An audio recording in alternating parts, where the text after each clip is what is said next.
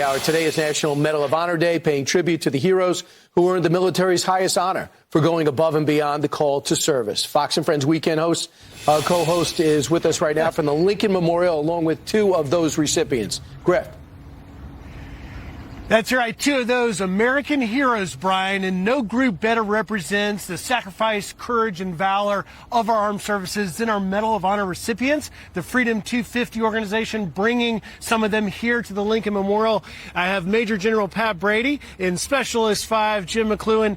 Jim, let me start with you. What does this day, Medal of Honor Day, mean to you? Well, it means more than just to me something. It means all of those that I've fought with can celebrate this day too, because you don't do anything alone.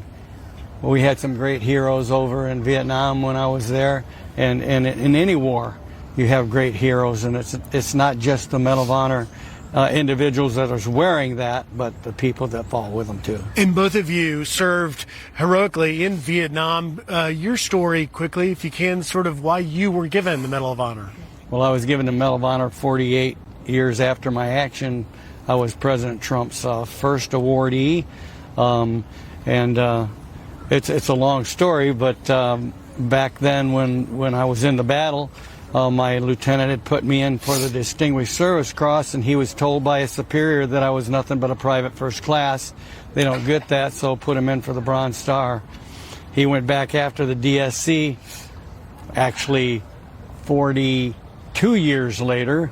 Took him 8 years to process, and when it got on the desk of Ashton Carter, he said, no, the Distinguished Service Cross is not high enough, and he upped it to the Medal of Honor. Still not out of the woods. You must be given that if you're an Army soldier. Within 2 years of the action, it had been 47 years at the time that he was going to sign it. So Debbie Stabenow and Gary Peters had to write up a bill to waive the 2-year stipulation. They did, and I received the medal. Wow. Yeah. Amazing. And Pat Brady, I've had the honor to meet you many times. It is so exceptional to be here with you today. But quickly, your story, because you flew a helicopter in Vietnam on a lot of dangerous missions. Well, I'm too humble to tell you what a great hero I am. You could just look it up.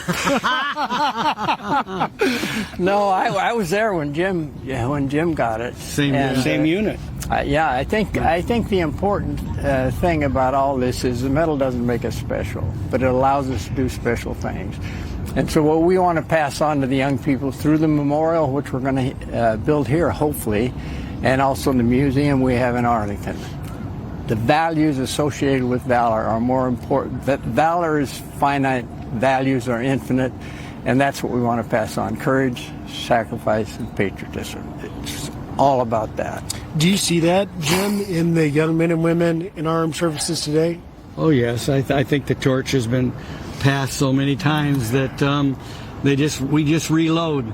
The United States of America not only has the most powerful military in the world, but they have the one that's the most compassionate, because we go places and fight for people that cannot fight and defend themselves. And there's no greater fighting force on the planet. No. I want to just go one more time at what you were getting at, Pat, because a young man or woman thinking about signing up for the military, maybe, going to boot camp today or tomorrow, what's your message of wisdom to them? Well, the important thing is that the military is kind of a schoolhouse for leadership. So if you go in as a young person and serve 3 or 4 years, you don't have to make a career out of it. Mm-hmm. You will develop leadership skills that will put you far ahead of your contemporaries on the outside who don't serve.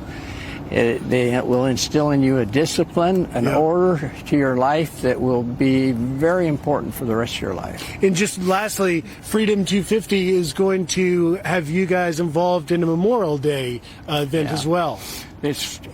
We love the fact that they remember. It's so important that we remember the sacrifices of the past, and that's what's important, and that we be a part, that somebody in this country thinks that 250 is that important. And that we never forget.